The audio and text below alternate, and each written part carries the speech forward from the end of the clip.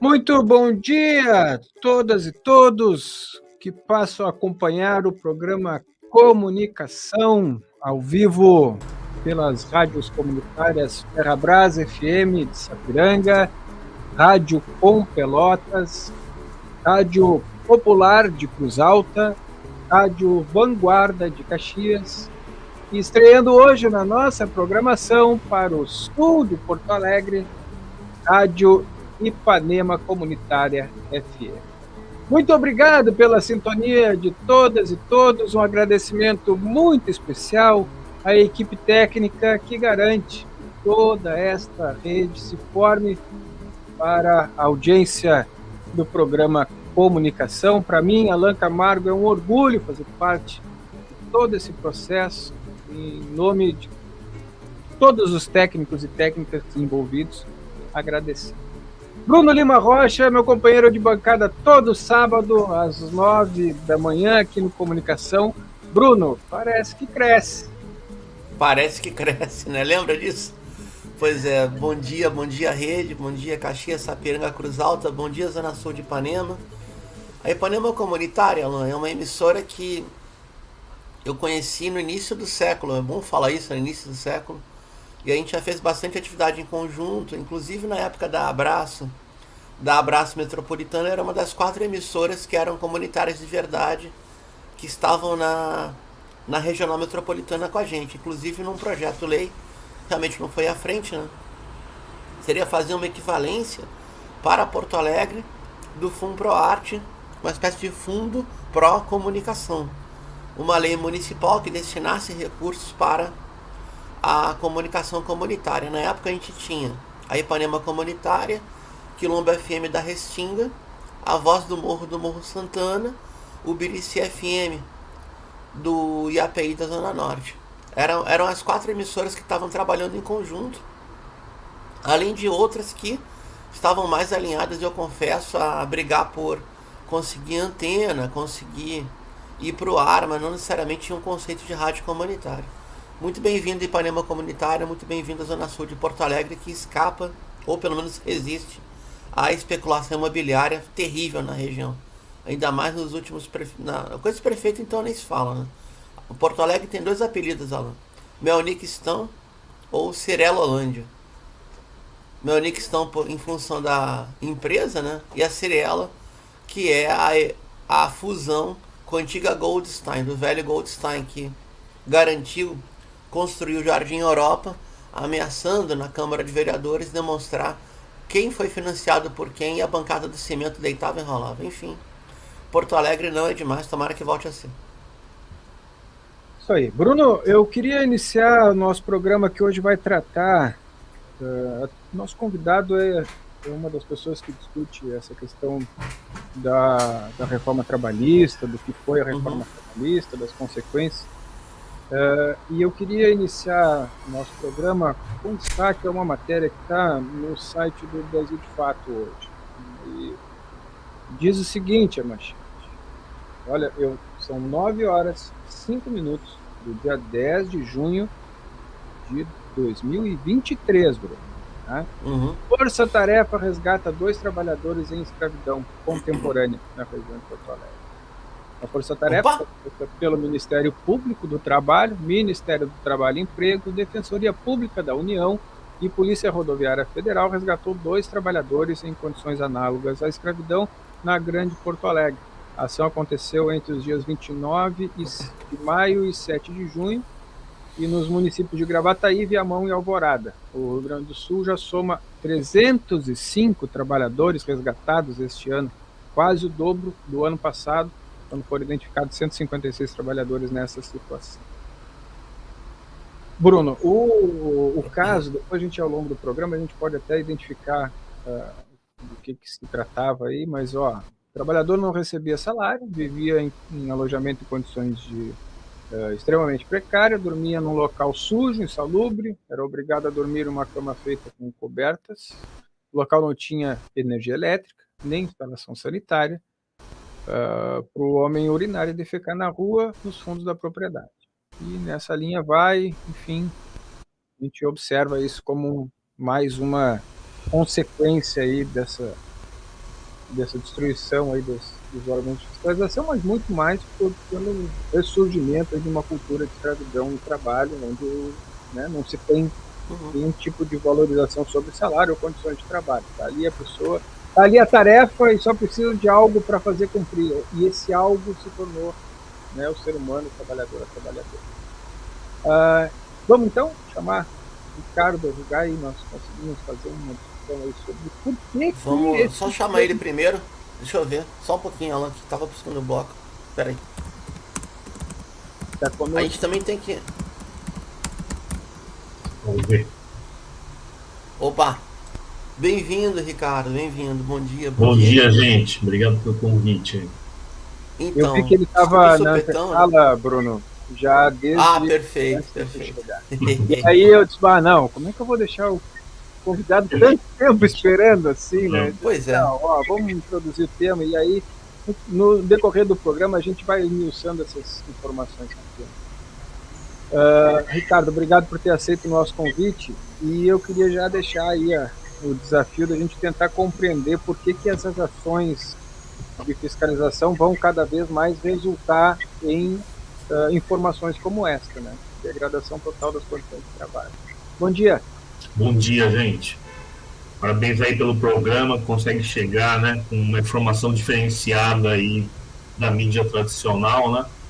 A gente sabe que é tão difícil, né, fazer isso daí e é louvável aí quem consegue botar em prática essas iniciativas, né? Se eu for falar do tema que vocês comentaram aí, eu diria que é um efeito quase que esperado a reprodução cada vez mais comum de situações análogas à escravidão, né? Porque desde a reforma trabalhista de 2017, principalmente, a economia brasileira necessita de um trabalho cada vez mais precarizado. Então, as empresas não financeiras, né, e é importante separar, né, quando a gente acompanha o lucro médio das empresas no Brasil, as empresas financeiras estão sempre bem, né? É como se elas fossem imunes às variações cíclicas da economia. Agora, quando a gente volta lá no governo Dilma, por exemplo, as empresas não financeiras têm uma taxa de lucro média anual de 15% a 20%. Tudo isso, Ricardo? Anual, 15% a 20%. Isso é um pouco mais que a taxa Selic, né? Então, empresas que estão com essa taxa de lucratividade dependem da superexploração da força de trabalho, né? E aí, os limites para isso aí, a gente sabe que num país que veio de escravidão, né? Que tem tá enraizado nos nossos patrões aí, esse instinto de superexploração, é um pulo para transcender a fronteira legal aí do que é trabalho análogo à escravidão, né? Entendo. Acho que Ricardo, fazer uma pergunta. Vamos começar. Primeiro, bom dia, obrigado por ter aceito o convite. Tava esperando pro segundo. Beleza, maravilha. Vamos segurar uma hora aí no ar. Amigo, seguinte, professor Ricardo Rugai é historiador e é especialista em história econômica, tá? Então, se por vezes a gente descambar um pouco pro algo parecido com o economês crítico, tá, gente? Vamos entender que é o economês crítico. Ricardo, vamos por partes. Por que as empresas precisam de um trabalho flexível? Por que elas não... Quanto é, ou quanto seria, aproximadamente, do custo de uma empresa funcionar os encargos trabalhistas que eles tanto reclamam? Mais ou menos, o que implicaria isso? Então, depende muito do porte da empresa, né? Mas se a gente pegar, vamos pegar no que é mais próximo da gente para sair do economês. Pensa no teu bairro aí, o cara que por algum motivo juntou uma graninha, abriu um boteco, um pequeno comércio, né? Certo. E pensa em como é que é a forma de contratação dessa pessoa. Nas condições de hoje, possivelmente o cara vai tentar apelar para amigos e conhecidos e pagar por dia totalmente informal, né? Se ele for legalizar as coisas, ele vai ter muita dificuldade de arcar com os encargos, né? Só que a reforma trabalhista que vem em 2017, ela legalizou a informalidade, né? Então ela traz para dentro da legalidade do mercado de trabalho situações de trabalho intermitente, né? Permite chamar o cara só quando interessa, né, para ele. E esse cara, efetivamente, como o mercado interno brasileiro é muito fraco, é muito deprimido, se ele não tiver uma condição de trabalho muito rebaixada, vai impactar sim na lucratividade dele. Não estou aqui justificando, mas estamos analisando quais são os fatos da nossa economia, né? Lógico que se a gente vai subindo, né, numa empresa maior, de porte médio, tudo, esse cara teria condições de arcar com um trabalho mais bem remunerado, ou mais formalizado, próximo do que seria a CLT. Só que se o concorrente dele não fizer isso, a margem dele vai estar sendo menor que o concorrente dele. Então a concorrência vai empurrando para situações de trabalho cada vez mais precarizada, né? É isso que tem ocorrido, né? E aí a importância daquilo que foi falado lá na eleição, né, antes da eleição, principalmente, agora está num silêncio fúnebre aí, que seria a possibilidade de se revogar essa reforma trabalhista, né? Perfeito. Perfeito. O que a gente pode considerar em relação a uma esperança ainda não efetivada? Essa história da revogar a reforma, a gente viu a criação de grupo de trabalho. De fato, alguma coisa no Congresso não teve eco.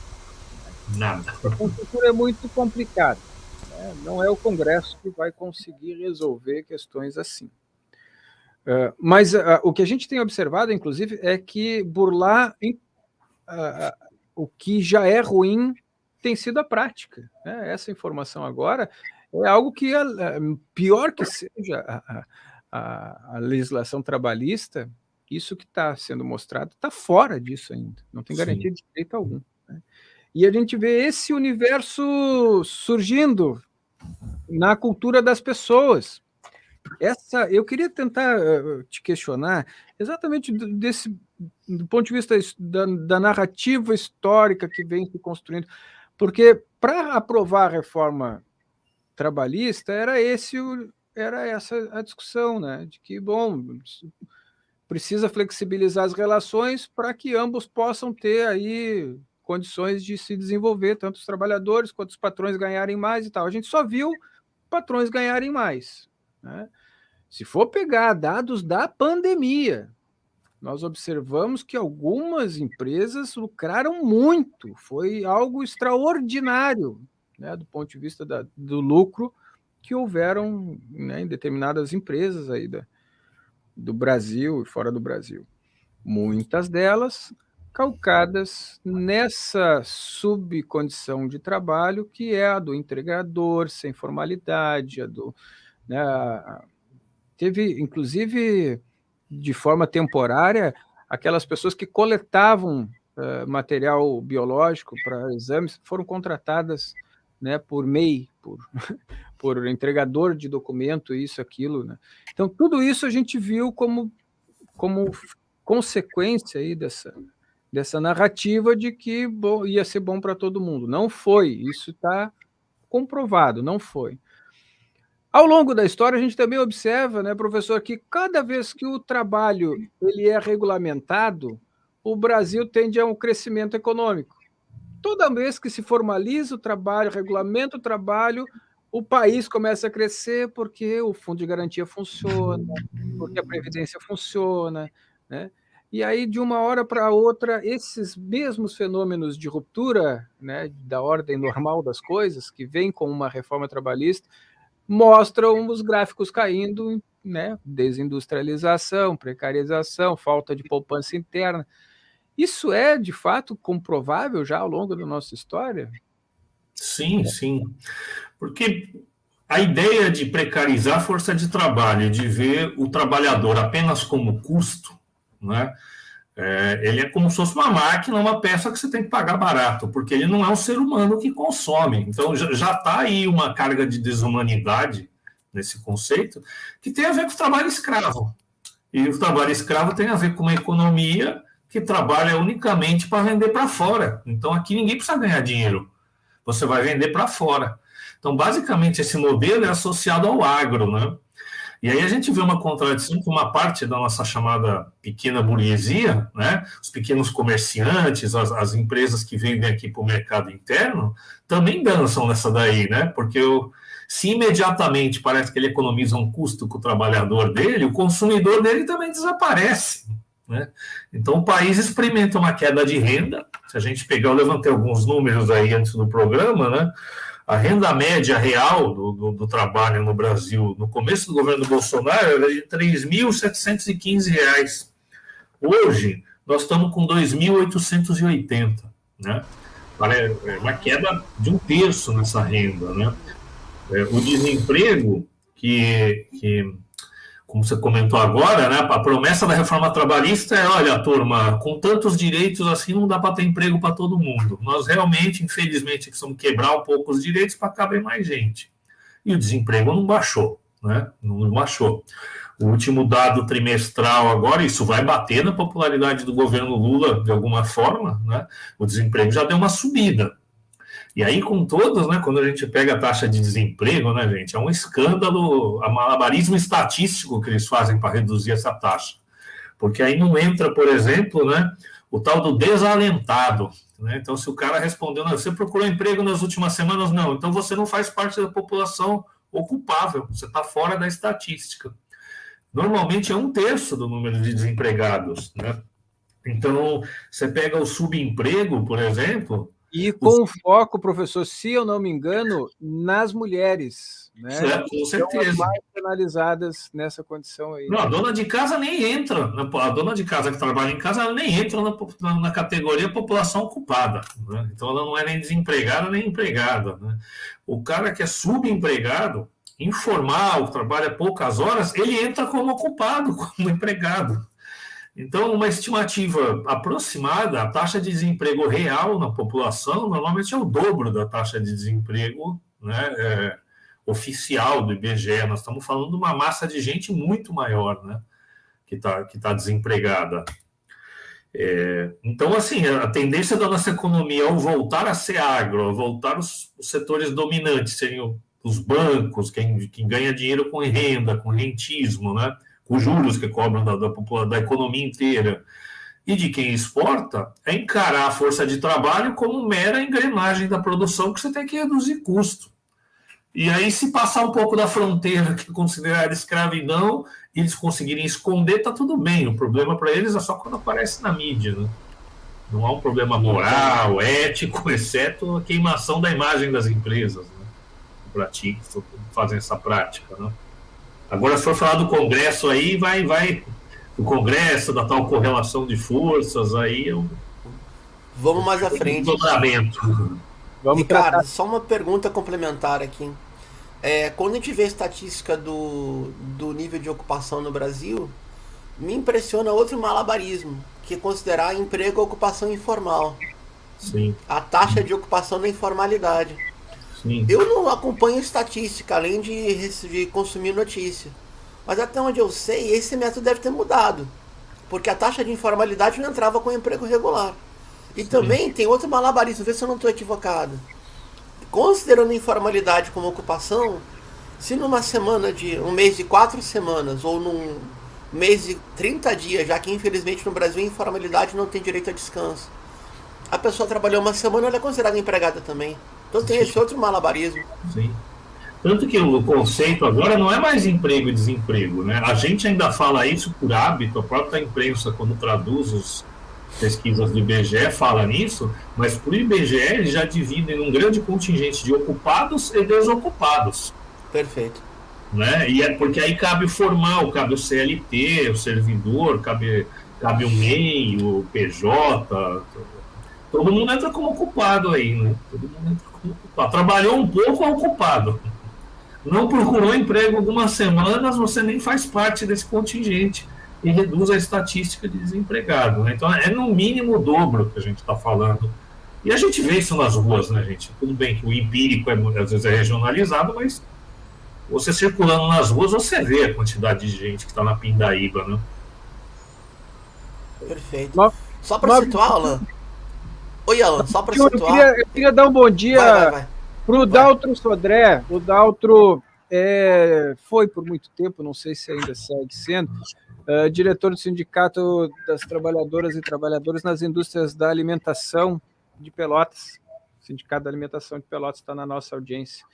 Queria agradecer a participação dele. Lembrar um pouco dessa... O Daltro agora está tocando uma cooperativa, tem os processos ali bem legais que estão acontecendo. Dessa relação aí que a reforma trabalhista trouxe entre a sindicalização e a não sindicalização, ambas de forma orgânica. Antes não, né? Antes você tinha a associação livre, né? E aquilo que era conquistado ali pela categoria era disseminado para todas. Hoje está tendo uma segregação, inclusive subdivisões de categorias com formação de outras organizações aí. A reforma trabalhista para a organização das trabalhadoras e trabalhadores, professor, como é que ela impactou? Pois é, a reforma trabalhista ela vai gerar um efeito importante no interior da classe trabalhadora, né, que é trazer para o nível mais baixo um extrato de trabalhadores que, embora sejam explorados, etc., historicamente no Brasil, que constituía um pouco um andar de cima dentro da própria classe trabalhadora, né? Então, se a gente lembrar que, desde a abolição da escravidão, os negros, pardos, mestiços, etc., foram propositalmente, intencionalmente, deliberadamente afastados do mercado de trabalho formal, né? Embora seja exagerado dizer que só imigrantes constituíam a massa operária em Rio de Janeiro, São Paulo, Porto Alegre, as capitais, né? A verdade é que eles constituíram a maioria, né? E que os pardos, os pretos no Brasil foram empurrados para o trabalho mais informal, né? Então, quando vem a reforma trabalhista, né, um setor da população às vezes diz ou às vezes não diz, mas quer dizer que, assim, bem-vindos à condição de proletarização máxima que nós estamos submetidos há décadas, há mais de século, né? Que é essa precarização total de falta de direitos, né? Então, isso constitui um fator de dificuldade de unidade, né? Quando o Lula mencionou a revogação da reforma trabalhista na Espanha, e aí, de passagem, na época, a gente estava montando o movimento Revoga Já na Baixada Santista, que se pretendeu um movimento nacional, que ainda existe, que está, inclusive, participando de mesas do Ministério do Trabalho, eu posso falar mais disso depois. A gente vê a dificuldade de adesão, né, porque ele saiu a partir dos sindicatos, a partir de advogados trabalhistas, de juízes do trabalho, mas aqueles setores que nunca participaram do mercado de trabalho formal, como é que você chega para ele e fala assim, vamos lutar por aquilo que nós perdemos, sendo que eles nunca tiveram aquilo que nós, entre aspas, perdemos, né? Então, é uma maneira, a reforma trabalhista é um jeito da gente mapear um pouco quais são as condições reais da classe trabalhadora no Brasil, né?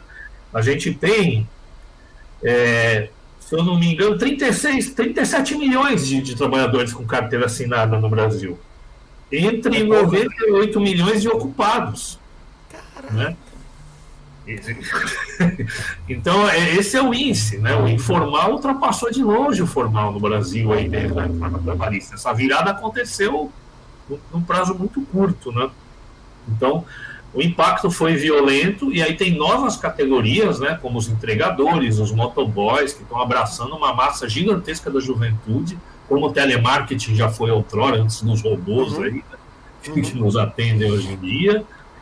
Então tem novos setores da classe trabalhadora se planetarizando, entrando, e já de cara, tem uma geração aí que, uns 10 anos para cá, tudo que você vai falar com um jovem aí na casa dos seus 20 e poucos anos, que vai chegar nos 30 anos sem nunca ter tido uma carteira de trabalho assinada, como no modelo tradicional de CLT. Então a gente tem a dificuldade. E aí, quem é que os sindicatos organizam, né? Tá chegando aí nos motoboys, pelo menos em São Paulo, vários sindicatos, briga de foice aí para ficar com o setor aí dos motoboys.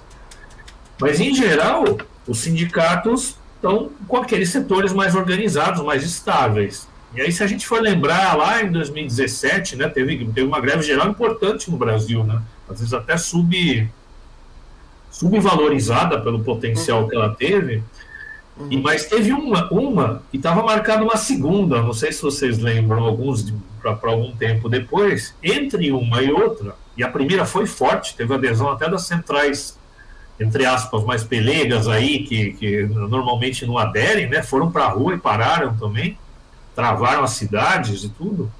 Entre a primeira e a segunda, o Congresso, o Temer, tudo chamou para conversar falando do imposto sindical.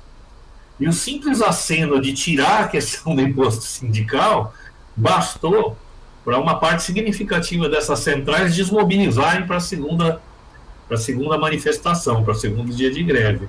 E aí passa. Mas aí tiraram igual, né? E aí tiraram igual. balançaram o osso ali, o cachorro correu e fugiram com o osso. Né? Mais ou menos isso que fizeram. E agora está se montando uma situação similar, que eu posso falar um pouquinho para vocês. Tem um segundo bloco, vamos só segurar um pouquinho. Ricardo, eu queria entrar rapidamente nesse aspecto aí mais você como historiador. Tá. Tu colocou uma proporção 37 para 96, né? 37 ocupados com carteira para 96 sem carteira. Muito rapidamente, se a gente pegar duas experiências da América Latina, eu poderia pegar mais. O Chile, logo após o golpe contra o Salvador Allende, um golpe estúpido, né? Porque Pinochet era ministro do Allende. Ninguém sabia, imagina. Ninguém sabia que ele era ministro do Allende. Tudo bem. O Chile baixou o emprego formal em numa década e meia, uma proporção abrupta também. Se a gente pegar o Peru, após a derrocada da ditadura nacionalista com Velasco Alvarado, e entrou numa outra ditadura, enfim, entrou nos anos 80 o Peru, e o nível de informalidade era absurdo. Isso é um projeto de sociedade, Ricardo? É um projeto de sociedade. Ele tem a ver não só com efeito econômico, mas ele tem a ver também com efeito desmobilizador. Desmobilizador em que sentido? Tanto porque ele cria hierarquias dentro da classe trabalhadora, a não ser que eles cheguem no absurdo de nivelar todo mundo mesmo lá embaixo, né? Mas tinha uma frase antiga lá da época da primeira Associação Internacional dos Trabalhadores, né? De que os trabalhadores não tinham nada a perder, exceto suas correntes. O pior que tem, né? E aí, você fica, peraí, vamos trazer essa frase para hoje, né? Eu sou professor, fui professor de várias redes públicas, etc. E 2 anos atrás, quando a gente estava numa mobilização no meio aí da pandemia, quando você fala em fazer uma mobilização de parar e de fazer greve, né? Por mais justo que seja, que o salário esteja defasado, a gente vai achar 1000 razões aí, legítimas e racionais, para falar, por que esse trabalhador não para, cara? Ele está sem aumento, está se ferrando, assédio moral, etc. Porque ele olha para o vizinho dele e fala assim, eu sou servidor concursado, tá ruim, mas eu tenho uma estabilidade aqui. O outro é CLT, pode ser demitido. O outro nem CLT e tem que trabalhar sábado e domingo e volta tarde e de noite. E o outro tá de camelô na rua e o outro tá morando na rua. Então, essa hierarquia aí, o cara tem o que perder sim, né? E aí, se você tem uma conjuntura e um sindicato ainda dessa categoria, que faz corpo mole, que fala, é o que dá, é isso mesmo, que não encoraja, não organiza, É muito difícil, né? O cara olha para o lado, vê quem está fazendo greve, quem está se mobilizando, quem está conseguindo botar o pescoço ali, arriscar e conseguir algo. Fala, vou ser eu o louco que vou fazer isso, e vou ser o prego que vão martelar, porque tá com a cabeça um pouquinho mais levantada, né? Então gera um medo, né? Gera um medo de cair na situação ainda pior, além de dar lucro, né? Gera uma dificuldade de mobilização, né? De chegar, eu vou mobilizar, eu posso ficar pior ainda, né? E de fácil identificação nesse momento da tecnologia. Exatamente.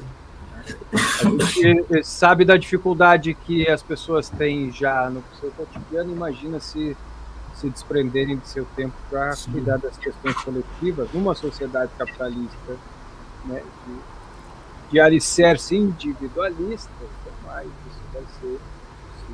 É por isso que a gente precisa otimizar as questões coletivas e garantir espaços coletivos de debate para elevar um pouquinho a consciência das pessoas. Esse é o papel que nós cumprimos todo sábado aqui no Comunicação.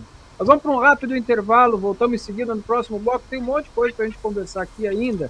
Dentre elas, eu queria trazer essa última pesquisa, Bruno, da popularidade do governo, já que o professor citou. Vamos largar aqui. Menos de um minuto, nós estamos de volta. Chega junto, chega mais, valorizando o comerciário. Trago sempre um sorriso, ajuda, orientação. Cê sabe, do outro lado do balcão bate um coração. Tenho orgulho do que faço, isso não é um favor. Luto por dignidade, meu trabalho tem valor. Sou comerciário, com muito orgulho. Desistir não é comigo, resistir é o que me faz estar sempre na luta. Tenho meus direitos, meu trabalho vale muito, meu trabalho vale mais. Sou comerciário, com muito orgulho. Vamos todos lutar juntos, conquistando muito mais. Tô sempre na luta, tenho meus direitos, meu trabalho vale muito, meu trabalho vale mais. Esta é uma campanha pela dignidade dos comerciários e comerciárias do Rio Grande. Valorização dos salários, emprego, descanso aos domingos e feriados, licença maternidade 180 dias, creches, vale alimentação, fim do banco de horas e auxílio estudante. Sou comerciário, meu trabalho vale mais. Fecosul e Sindicomerciários. Meu, teu, o nosso trabalho vale mais é uma campanha da Federação dos Comerciários e Comerciárias do Rio Grande do Sul, apoia a transmissão do Comunicação para Sapiranga e região, junto aí com os comerciários e comerciárias de Novo Hamburgo e Sapiranga. Aliás, Bruno, daqui uns dias nós vamos ter uma novidade nas estruturas aqui do nosso programa, podendo transmitir também do estúdio do centro, além do nosso estúdio da Ferrabras aqui, o estúdio do centro de Sapiranga, que está em reforma, vai ficar bonitinho. A ideia são outras produções, né, também lá direto. Vai Muito ter legal. aquário, Alan? Vai ter aquário? Vai ter um aquário para... Bom, eu vou deixar... A mesa já cabe em 8. Imagina, uma mesa vermelha com 8 lugares. Né? Então a ideia vai ser bem bacana. Pessoal, nós estamos ao vivo para Pelotas através do 104.5 da Rádio Com Pelotas, no 87.9 da Rádio Vanguarda de Caxias do Sul, do 107.9 da Rádio Popular de Cruz Alta e no 88.1 Rádio Ferrabras FM, que nos acompanhou até hoje e agora tem Porto Alegre, no 87.9, falando para o sul de Porto Alegre através das ondas da Rádio Ipanema Comunitária. Muito obrigado pela tua audiência. Este é o programa Comunicação, todo sábado, aqui nesta rede toda. Bruno, nós também estamos no aplicativo da Rádio Planeta Ilha para Florianópolis e quem acessa a partir de Santa Catarina. Lá na Play Store, Rádio Web Planeta Ilha, baixa o aplicativo e acompanha lá a programação.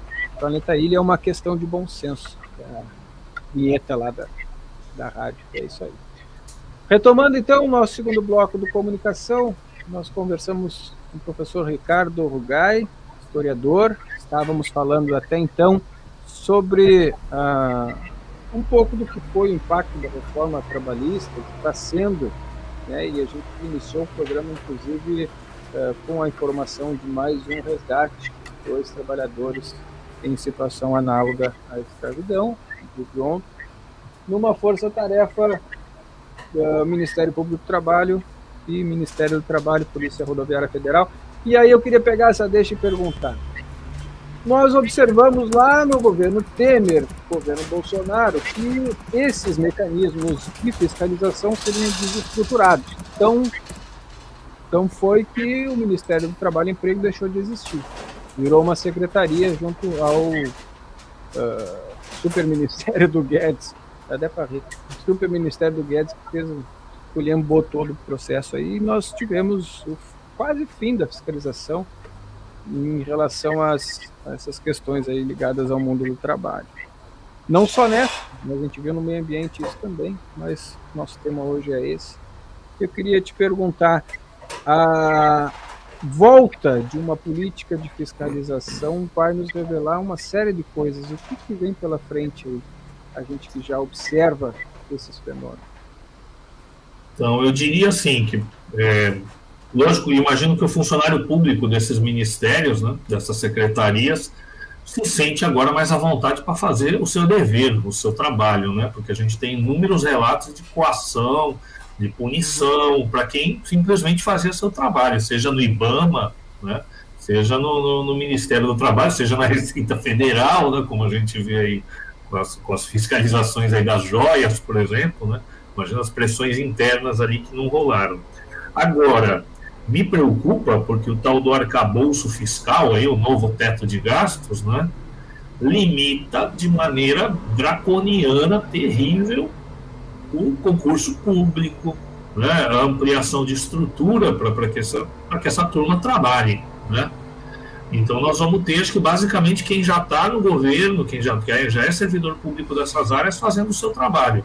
Mas eu não imagino que haja um reequipamento assim, significativo, né, de veículos mesmo, de estrutura, de gasolina, de hospedagem, para essa turma se deslocar. Em qualquer lugar que a gente vê, a quantidade de funcionários para cobrir uma determinada área, uma quantidade de empresas é descomunal, né? Mas a gente espera que isso melhore, que à medida que isso venha à luz, né, isso mostre para o país, né, mostre para a opinião pública o quão terrível e é importante entender que não é uma maldade individual de um ou outro patrão, né, embora muitos deles sejam canalhas mesmo, né, é uma produção, é um efeito geral sobre a economia, né, em que esses caras vão avançar para o limite legal e vão transcender o limite legal. Agora a gente espera que o governo, pelo menos nesse aspecto aí, né, o governo avance, né? Em relação à reforma em si, a gente já vê um silêncio muito grande, apenas 2 grupos de trabalho sendo ativados no Ministério. Né? Então isso para mim é muito preocupante, porque sem revogar essa reforma trabalhista, esse tipo de situação tende a persistir. Né? Ô Ricardo, falando em grupo de trabalho e essa reaproximação com o Ministério do Trabalho e Emprego, pelo menos eu acompanho muito a notícia, até por obrigação de profissional, né, como trabalhador da comunicação, e vi algumas iniciativas, 2 na verdade, do ministro Luiz Marinho, de tentar de alguma maneira retomar, se não o mesmo patamar, um nível alto de arrecadação para as centrais sindicais e para os maiores sindicatos, que eles têm uma base territorial definida. E a pergunta é pergunta mesmo, não é falsa polêmica. É possível mobilizar sem o caixa uma estrutura que estava acostumada com o imposto sindical? Porque para onde a gente vai, a gente não vê aquela pujança que havia como é que funcionava o Brasil, né, até a reforma trabalhista. Boa parte do caixa das lutas sociais vinha dos sindicatos. Boa parte, né? Não era todo, mas era boa parte. Enquanto quem mais fazia a luta era quem não tinha tantos direitos assim. Era a zona mais ou precarizada, ou sem teto, ou sem terra, ou ocupação urbana, enfim. Aqueles que não tinham caixa. Para não me alongar muito, é possível a gente ter algo parecido com retomada do caixa dos sindicatos e é possível mobilizar como se mobilizava antes, caravana sem fim a Brasília e etc? Eu creio que sim. Por quê? Porque pelo menos na nossa realidade aqui do estado de São Paulo, boa parte dos sindicatos com mais estrutura eram sindicatos que devolviam imposto sindical, que eram contra o imposto sindical e contavam com arrecadação voluntária, fruto de um trabalho junto à categoria. E aí com várias linhas políticas, tá? Não é só uma linha política. Então, por exemplo, a POSP, que é o Sindicato dos Bancários em São Paulo, devolve imposto sindical, metalúrgicos de Campinas também, se eu não me engano, tá? Então, eu creio que não haja essa relação direta. Agora, nessa questão da reforma trabalhista, se a gente recuperar as falas lá da campanha, elas iam e voltavam, né? Então, em algum momento, o Lula citou medidas na Espanha como inspiração para uma revogação. Aí eu fui investigar o que aconteceu na Espanha, não foi uma revogação, já não tinha sido uma revogação completa, foi muito pontual, com o voto do PP, né, espanhol, que é da direita, e com o voto contrário da esquerda, no parlamento espanhol, né? Então, a inspiração já não eram essas coisas. Ao longo da campanha, aí o Alckmin fala que não, aí fala, não é revogação total, é uma revisão. Ficou um debate em revogação-revisão, que foi suficiente para dialogar com o movimento sindical e fazer com que o movimento sindical se engajasse, né, maciçamente na campanha do Lula. Depois da posse, a gente não vê praticamente fala nenhuma do Lula tocando no assunto. Mesmo do ministro Marinho do Trabalho, a gente vê falas explícitas dizendo que vai rever pontualmente. Então, o que está em andamento, de fato? São 2 GTs, 2 grupos de trabalho no Ministério, um versando sobre trabalhadores de aplicativos, né, e implementar algum tipo de direitos, mas já declaradamente que não vai ser a CLT, tá? É uma melhoria em relação ao que é. E um outro grupo do trabalho com um nome gigante, que eu não vou lembrar aqui, um nome bonito, falando de representação, que tem a ver com isso. Na prática, o sumo da questão é voltar a algum tipo de contribuição de imposto sindical, que tem a ver aí com... Eu acho isso péssimo do ponto de vista de dialogar com o conjunto da classe trabalhadora. Porque qual é o recado? O trabalhador já tem um preconceito, às vezes, com o sindicato, às vezes legítimo, mas às vezes com viés de direita, de que sindicato, né, mama no dinheiro do trabalhador, só quer um imposto sindical, etc, etc. Né? E aí, se você começa negociando não os pontos da reforma trabalhista que atingem o conjunto da classe trabalhadora, mas você começa negociando a forma de financiamento do aparato sindical, qual é o recado que você passa para a população? Né? E claramente o governo está numa aposta assim, vamos negociar, alguma coisa vai sair, a gente não sabe de que forma, mas se sai alguma coisa de financiamento sindical, quantas outras centrais vão fazer luta pelo conjunto da reforma trabalhista depois disso? Né? Pode ser que algumas sigam, pode ser que uma maioria vá para casa, né? Fale, tá bom, já conseguimos o que deu, já tem um discurso pronto, a gente sente nas discussões do movimento sindical, de que, assim, sem estrutura não dá para fazer luta. Então, primeiro a gente tem que recuperar uma forma de financiamento para depois pensar em revogar outros pontos da reforma, né? E aí tem uma leitura sobre o que é correlação de forças, que é o Congresso, cai para essa coisa, a composição do Congresso e tudo, né? Que resume correlação de forças a distribuição dos partidos no Congresso Nacional, né? A sociedade não entra nessa conta de correlação de força. Pô, deixa eu só entrar rapidinho, Alan, isso é importante. Não porque eu vou falar, eu falar não é importante, o que eu vou falar creio que seja.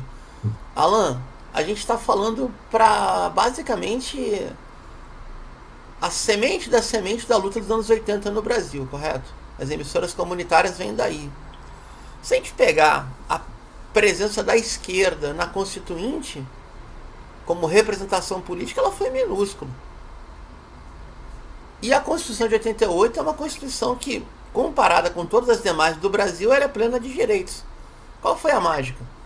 Será porque em 87 teve mais de 1000 greves no país? Será que os grupos de trabalho pró-constituinte eram mais poderosos do que a bancada parlamentar? É algo que a gente tem que fazer conta, né? Porque a luta social não está contando, só conta na hora de contar voto. É uma pergunta cretina, mas eu queria fazer isso no ar para abrir o debate mesmo, para seguir no debate. Nós vivemos um país com nuances da luta política, né? E sem direitos foi buscar direitos, mas depois dos direitos alguns, né, se acomodam, né, gente? O exemplo que o professor trazia aqui, de que os sindicatos devolviam o imposto sindical, nunca precisaram de fazer uso desse dinheiro para se estruturar, e nós temos aí uma corrente inteira do movimento sindical que opera dessa forma, sempre devolveu o imposto sindical e se manteve. Bancários é um exemplo disso. A categoria bancária sempre teve devolvido o imposto sindical e não é por isso que deixou de ser sindicalizada, ao contrário, é uma das categorias mais sindicalizadas que nós temos aí, a categoria bancária. Aliás, queria agradecer o apoio dos sindicatos bancários de Porto Alegre aqui, publicamente, né? Deixamos de citar no intervalo ali, mas o Sindicato dos Bancários de Porto Alegre auxilia a nossa transmissão. Não é por isso que eu tratei dessa forma, né? Porque a categoria de fato bancária é a que sempre devolveu o imposto sindical e mantém essa política para qualquer coisa que venha assim, mas e mantém também a sua organização. O que acontece, gente, é que a cada vez que se avança em algo que consolida conquistas e a gente sofre golpes, esses golpes são pensados para superar a estabilidade, eles não são pensados para manter uma normalidade. E nós não podemos destoar de tudo isso o golpe sofrido a partir de 2016, né, que vem, né, não só derrubando o presidente da República, mas derrubando um conjunto de coisas que vinham, né, estavam ali dispostas e foram caindo. Uma delas é a garantia de direitos que a CLT trazia e a normatização trazia, que foi reformada a pior, né, com a legislação no Congresso. Eu queria perguntar para vocês, todo mundo começa agora, e eu estou falando todo mundo mesmo, porque até os internos do governo estão fazendo autocríticas e críticas neste período agora.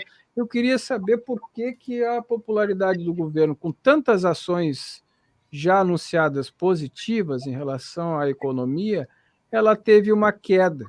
E aí eu questiono, será que não é exatamente por conta de não ter ainda metido dedo na ferida de problemas graves da sociedade brasileira que a população tem a expectativa que sejam mexidas? Pois é, a gente poderia dividir as ações do governo em dois grandes campos, né? Então, tem um campo que tem efeitos macroeconômicos, então aquilo que influencia na renda do conjunto da população, aquilo que influencia no nível de emprego, no nível de consumo, no nível de crédito, né? E aí eu estou falando desde do poder que tenha, por exemplo, o Auxílio Brasil, que voltou a ser Bolsa Família, quanto, por exemplo, o aumento do salário mínimo, né? Então, por exemplo, a gente teve. E aí eu me pergunto a coisa da correlação de força, porque tem coisas que vêm do Congresso, por iniciativa do Congresso, ou que são pioradas no Congresso, mas tem coisas que vêm do governo. Esse Congresso, do ano passado, já com a perspectiva desse Congresso, pior ainda, esse Congresso conservador, reacionário, aprovou até a PEC da transição, que já autorizava o aumento do salário mínimo para janeiro. E aí o governo decide segurar esse aumento de janeiro para anunciar em maio, 5 meses, sabe, R$18 já é pouco. Mas alguma diferença faz para quem ganha salário mínimo, 5 meses ganhando isso aí a menos. Para economizar quanto? 2 bilhões. E aí só emenda para aprovação das coisas no Congresso, aí para a turma do Lira, do Centrão, ou como a gente chama, 1,7 bilhão. Né? Então, assim, tem várias políticas públicas sendo reativadas na cultura, né, na questão indígena, na fiscalização do trabalho, etc. Mas cada uma dessas políticas, por mais justa e legítima e progressiva que seja, tem um alcance muito limitado. Então, por exemplo, tudo que foi feito na terra dos Yanomamis foi visto positivamente, mas por quê? Pela nossa bolha mais progressista, mais politizada. Você vai falar com a massa da população, o cara mal sabe onde fica Roraima, quem são os Yanomamis, o que está acontecendo ali. Agora, uma recuperação de poder de compra desse cara, ele vai saber imediatamente. Então, o poder das políticas públicas em impactar na popularidade é muito mais restrito do que políticas que atingem o conjunto da população, né? O PPI, atrasou-se para revogar o PPI, mas o que é que foi essa revogação? O PPI é aquela política de preços de importação que bota o nosso combustível lá nas alturas, impacta não só o álcool, mas principalmente o diesel, que impacta a comida de todo mundo, qualquer mercadoria, né? Acabou. Só que fazia 3 semanas que a Petrobras, que o PPI tinha caído abaixo dos preços que o governo estava praticando. Quando anunciou o fim do PPI, os preços retroagiram para perto do PPI, não caíram do PPI praticamente.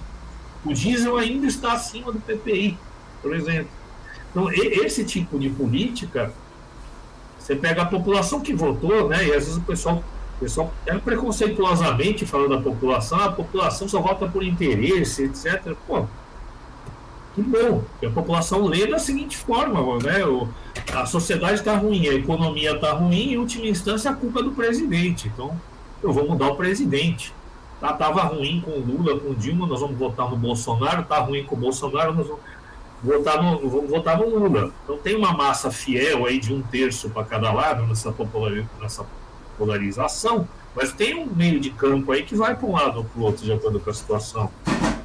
Qual a expectativa dessa gente? Quanto tempo a paciência com essa expectativa positiva gerada na eleição aguenta antes de se tornar de novo uma oposição? Porque a margem foi, a gente sabe que foi 2%, né, gente? É quase nada.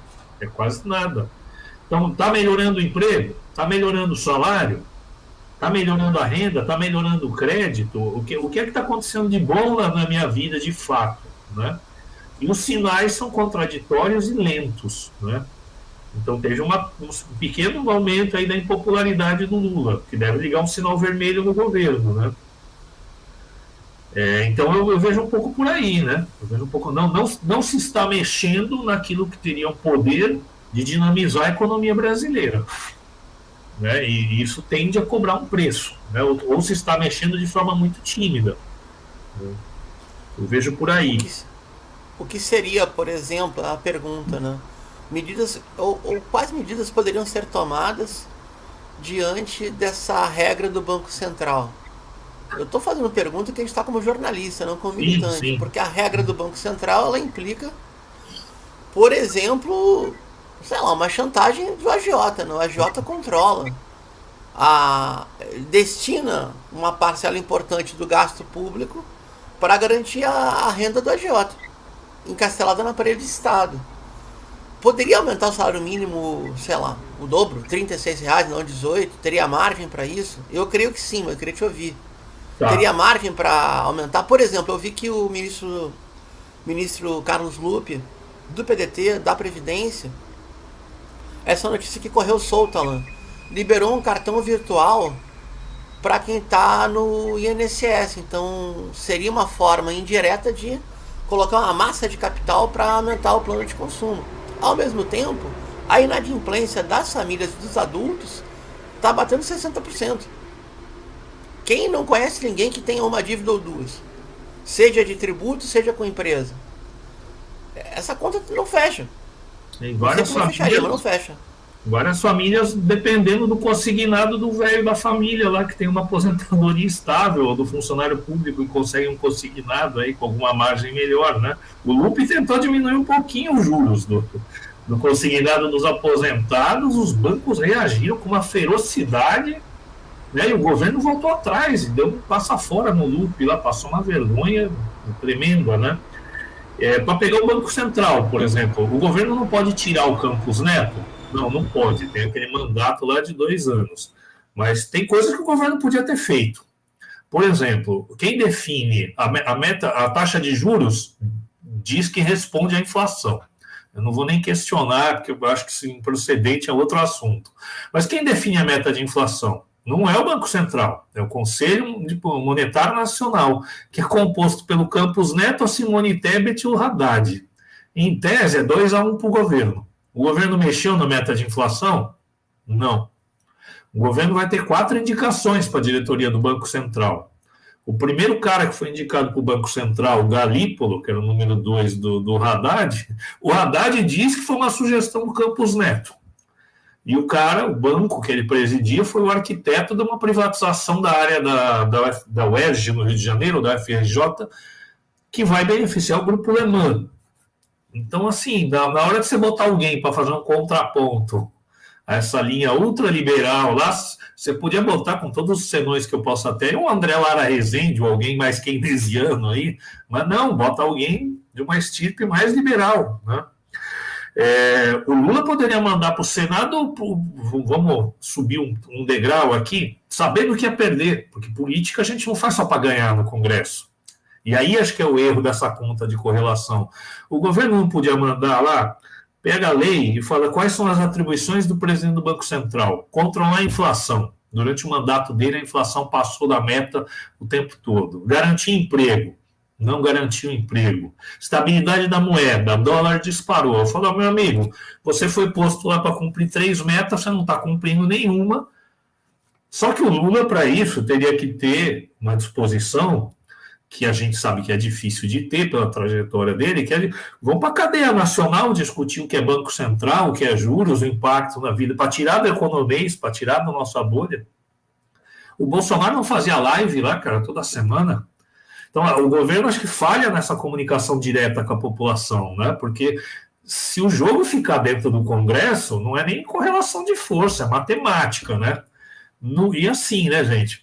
Nunca na história desse país, nunca antes na história desse país, teve maioria de esquerda no Congresso. E como o Bruno falou, como é que foram aprovadas as medidas progressivas, seja num governo de Getúlio Vargas, no João Goulart, ou em alguns momentos no Lula, na Constituinte? Com uma pressão popular, ou sendo mais institucional, com uma combinação de liderança presidencial que estimula a opinião pública. Eu sei que o clima está difícil para mobilizações massivas de rua, né? Ninguém aqui está supondo que vai ter 1 milhão na rua para Brasília da noite para o dia. Mas se o cara com capital político de 6 meses de eleição não botar a tropa na rua e não falar, chama a cadeia nacional, vai para a mídia. Quando o Lula fez as críticas ao cara do Campos Neto, as pesquisas de opinião deu 75% de aprovação. Porque falar mal de banco, cara, você fala na fila do banco lá, você tem popularidade garantida. É um jogo ganho, uma das poucas coisas que a opinião pública já está do lado, né? Então, falta acho que um pouco essa disposição, né? O salário mínimo tinha esse limite aí para o aumento. Agora, o governo podia fazer medida provisória? Podia. Vai ter que comprar uma briga com o Congresso. Vão falar que é antidemocrático, etc. Mas aí é isso. Se você está disposto a comprar uma briga, porque, só para não me estender muito nessa fala, o pessoal fala muito do risco de comprar a briga, mas não fala do risco de não comprar a briga. A gente viu o que aconteceu 8 de janeiro. Por mais que o governo tentou conciliar, deixou o milico se autonomiar, no outro governo ainda cedeu tudo que podia ceder, mesmo assim não foi suficiente para eles. Então não comprar briga também tem risco, né? Versão Lulinha, Paz e Amor ficou no segundo mandato. É isso, né? Agora tem que encarar os principais debates que não foram encarados. Aliás, tem pouco tempo para isso, né? Precisa colocar para a sociedade brasileira a possibilidade dela começar a decidir sobre as coisas. Quanto mais se encastelar, mais porrada vai levar. Né? E não temos que cumprir o papel aqui de orientar nada, né? Mas está posto, né? E os temas têm que ser discutidos. Ricardo, obrigado pela tua participação conosco. Obrigado, hein? Muito. Obrigado, gente, pelo convite aí. Bom programa aí para vocês. Obrigado. Valeu, querido. Nós conversamos com o professor Ricardo Rugai, ele é historiador, vai participar certamente conosco aqui de mais programas. Bruno, 30 segundos. Eu vou sintetizar o que o professor Ricardo falou numa metáfora.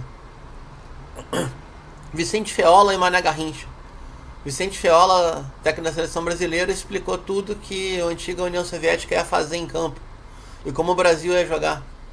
E aí o Garrincha perguntou: professor, já combinou com os russos? Enfim, se toda a conjectura da ação política não levar em conta que por mais que você amacie, o outro pode não querer desengrossar, a conta não fecha de novo. 8 de janeiro pode ser um exemplo do que acontece quando a direita cresce. E creio eu que essa história de voltar com o marco temporal na Câmara e recortar as atribuições dos Ministérios do Meio Ambiente e de povos indígenas é uma demonstração evidente de que as oligarquias políticas não vão topar negociar, a não ser que recebam muito dinheiro. Muito, muito dinheiro. Enfim, a gente está aqui para debater isso. Obrigado, Alan. Bom dia, Rede. Muito bom programa. Obrigado, Bruno. Queria agradecer aos professores, funcionários da Prefeitura Municipal de Pelotas pelas demonstrações aí de força da categoria nas mobilizações que tiveram essa semana. Também os municipários de Florianópolis, dando lição de que pode sim, tem condições de reagir ao que vem. E, bom, vamos acumular forças em conjunto. Aos trabalhadores da Casan, minha solidariedade, também em movimento grevista da Casan em Santa Catarina, e as ações do Simpa em Porto Alegre, que também, né, gente, significar pegar o Melo no contrapé. Muito obrigado pela audiência, nós voltamos no próximo sábado com mais um Comunicação. Obrigado, Pelotas, Caxias, Cruz Alta, Porto Alegre, Sapiranga e quem mais? Não esqueci de Planeta ninguém. Ilha. E a Planeta Ilha. Isso aí, aqueles que nos acompanharam pelas redes sociais do Jornal Coletivo e da Central Única dos Trabalhadores. Até lá, tchau, tchau!